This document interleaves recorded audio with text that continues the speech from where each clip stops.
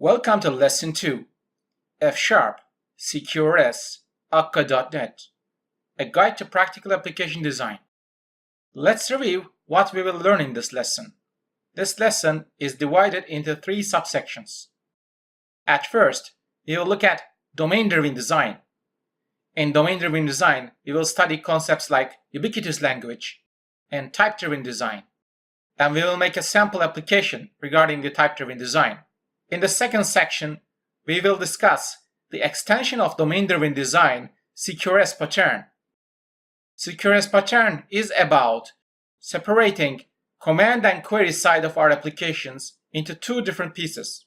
That is, one part of our application making the writes and the other part of the application making the reads. Actually, this pattern is very much aligned with F#, although this section will be a bit theoretical.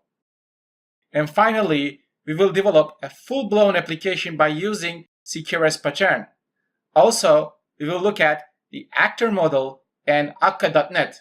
In our sample application, we will briefly see how to tackle concurrency problems, and we will develop an application that transfers some amount of money from one account to other.